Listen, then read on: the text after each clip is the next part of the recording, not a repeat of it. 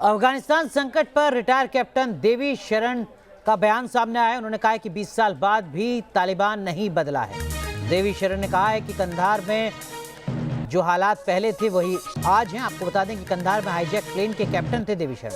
अब तालिबानी press conference करने लगे हैं। सिर्फ इतना अंतर आया है, बकौल देवी शरण अफगान पर तालिबान का कब्जा चिंता की बात है। जैसे हम लैंड किए थे वहाँ पर कंधार के अंदर, तो कंधार में लैंड करते ही जैसे ही मेरा जहाज़ रनवे पे खड़ा हुआ था, तो जिस तरीके से आज आप देखते हो ओपन जीप्स के अंदर इनको 5-6 लोग रॉकेट लॉन्चर लेके बैठे हैं, ऐसी ही एक जीप आती है और वो मेरे कॉकपिट के नीचे आके खड़े हो जाते हैं। तो हमारे जो अंदर हाईजैकर होते हैं वो उनकी तरफ देखते हैं, तो एक दूसरे को ऐसे लग रहा था जैसे पहचान रहे हैं। एंड उसके बाद वो हमारे को कॉकपिट से 10 मिनट के लिए बाहर भेज देते हैं। तो उसके बाद विंडो खोल के वो कोई बात करते हैं उनसे। बात करने के बाद अगेन हमें वापस बुलाया जाता है। फिर हम टैक्सी करके जहाज़ को कंधार इंटरनेशनल टर्मिनल बिल्डिंग के सामने उसको खड़ा कर देते हैं।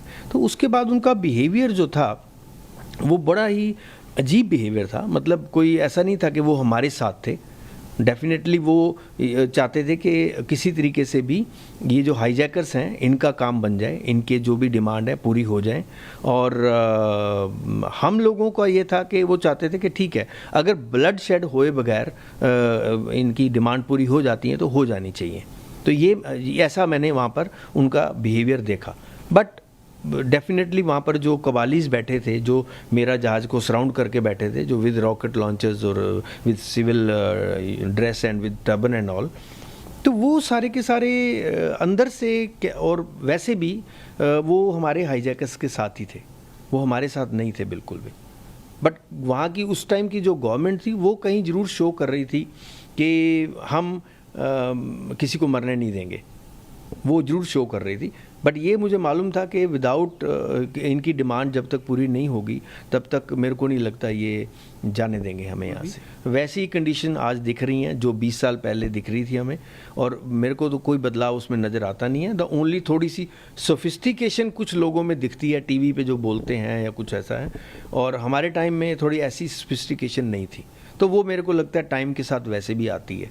बट अदरवाइज कोई डिफरेंस नहीं है। जिस तरीके से आज वो जिस तरीके से उन दिनों वो घूम रहे थे with rocket launchers and guns, आज भी वैसे ही चल रहा है। बट जब भी हम कभी अफगानिस्तान के ऊपर से फ्लाइंग करते थे तो एक विजिलेंट जरूर होते थे हम कि कोई ऐसी प्रॉब्लम ना आ जाए जब तक क्लियर नहीं करते, क्योंकि कोई किसी टाइप का भी कोई मिसाइल और समथिंग कुछ भी लाइक पॉसिबिलिटी तो है हर चीज़ की।